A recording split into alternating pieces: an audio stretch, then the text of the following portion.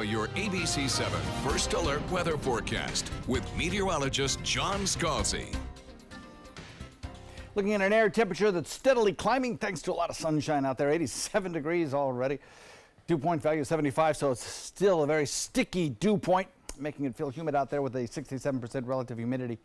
Southeast wind will be turning west in a couple of hours here as we develop that sea breeze. The sea breeze is going to be kept pretty close to the coast. The winds are fairly brisk now, southeast at about 10. 96 is our feels like temperature. If you're walking out the door, we're well on the way to having a feels like temperature close to 100.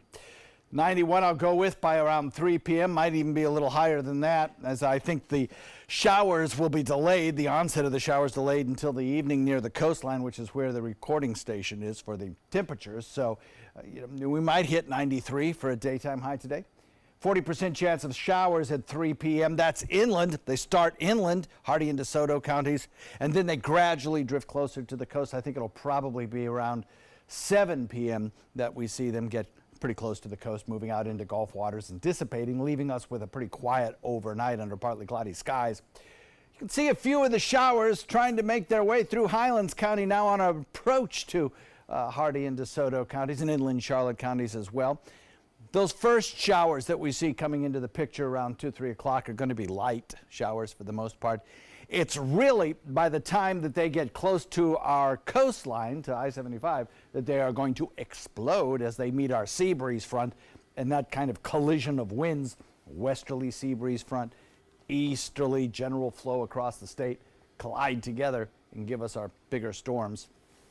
So here's the latest red tide status as we see shifting winds today becoming more westerly. A few spots may have a little bit more of a problem with the red tide irritant as it's pushed a bit further inland by the brief sea breeze.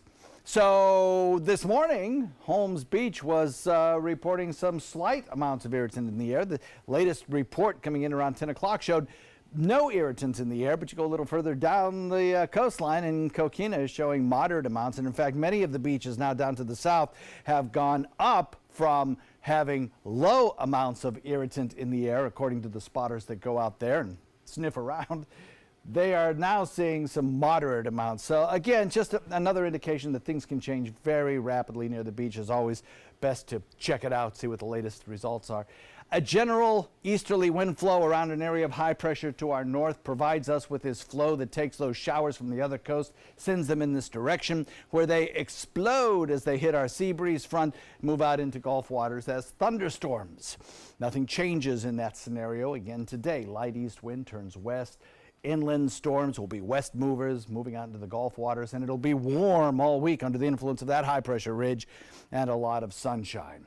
We're looking at 3 areas of disturbed weather out in the Atlantic, nothing in the Gulf, nothing in the Caribbean, none of them impacting the state of Florida.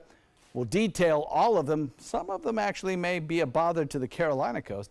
We'll talk about that in the next half hour. Southeast wind shifting to the west at about 10 knots, and the forecast shapes up like this. Today, about a 40% chance of rain with 92, the high 30% tomorrow. Same thing the day after and the day after that. By the time we get to Friday, though, we might just kind of trim down the rain chances a little bit as we get some drier air in here, and that may last through the weekend.